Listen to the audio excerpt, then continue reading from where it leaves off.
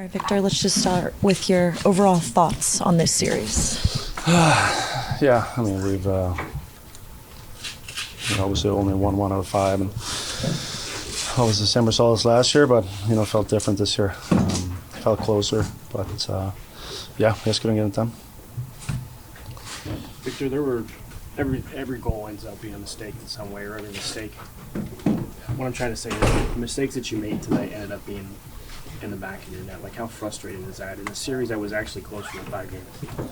Yeah, I mean, it's one of those things. I mean, they're a good team, and they took advantage of, like you said, our mistakes today, and it's ended up in our net. So, yeah, it's unfortunate. We got the lead today, and just go right away on the power play when they get the chance. So, yeah, like I said, they're a great team, and it's not for nothing. They won last year. What's it been specifically about this team that's just been able to get the better of you these last 2 postseason runs?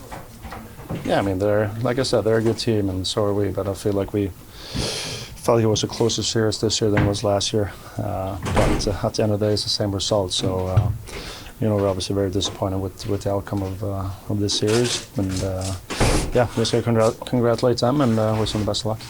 Heddy, what do you think it was about their PK that they were able to disrupt your power play throughout the series? I mean, I think it was both ways. They scored in the first game, we scored in the first game, and then there was nothing until today. So, yeah, they did a good job, and we did a good job, so it came down to final 5. Victor, you said it. You guys felt like you were built differently this season than maybe last season. Does this one feel a little bit worse or harder to take because of that? Yeah, for sure. And, we have a group in here that we really believe in, and, that's not going to change going forward. So, good experience for the young guys who's never had the feeling of postseason hockey. So hopefully they can build on that throughout the summer. And for us who've been here, 3 straight years we've been knocked out in the first round. So we're going to put a stop to that next year. And home ice, like we talked about how important it was for you, and you lost all 3 games at home this series, and you only won 1 of the home games last year. Like, home ice in the playoffs, why is it not as much of an advantage? I don't know. I mean, we used it to.